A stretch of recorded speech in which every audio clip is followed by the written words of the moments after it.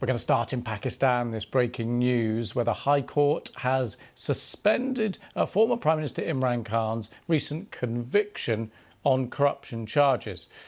Now, Khan has been in prison since he was sentenced to 3 years on August the 5th on charges of unlawfully selling state gifts during his time as Prime Minister. As a result of the conviction, he was also barred for 5 years from standing at elections.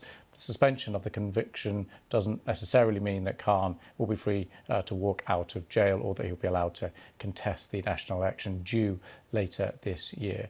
Right, let's head straight to Islamabad. Our Pakistan correspondent, Caroline Davis, is there. Hi, Caroline. So just talk us through what exactly has just happened.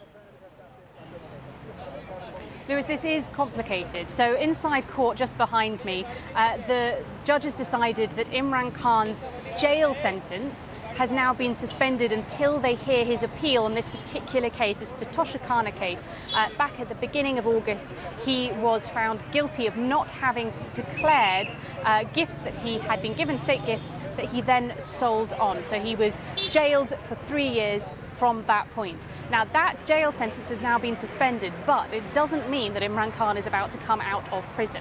There are lots of other cases against the former Pakistan Prime Minister, and there are also various different arrest warrants out for him in relation to those cases. That means that he could get arrested again before he even steps foot outside of jail.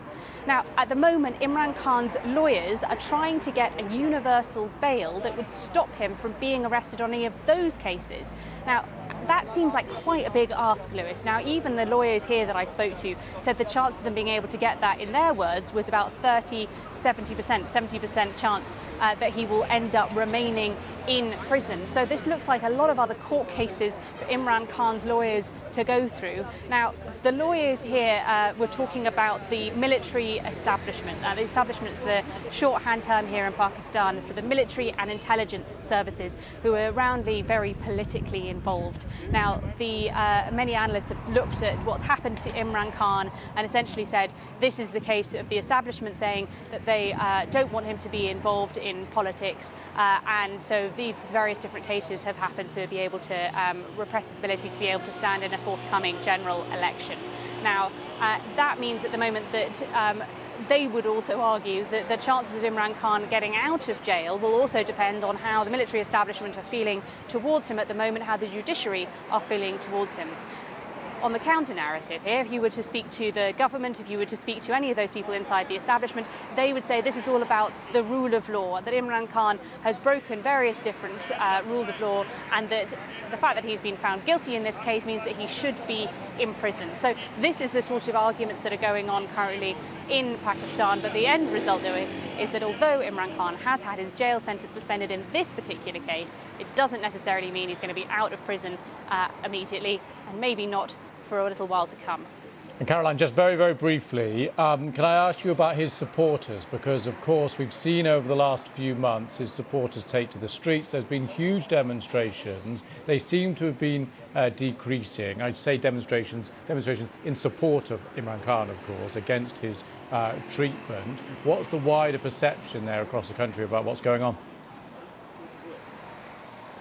Yes, so back on the 9th of May when Imran Khan was first arrested, we did see protests around the country. And then subsequently we saw thousands of Imran Khan's supporters arrested. We saw many of his main leadership within his party left the party altogether.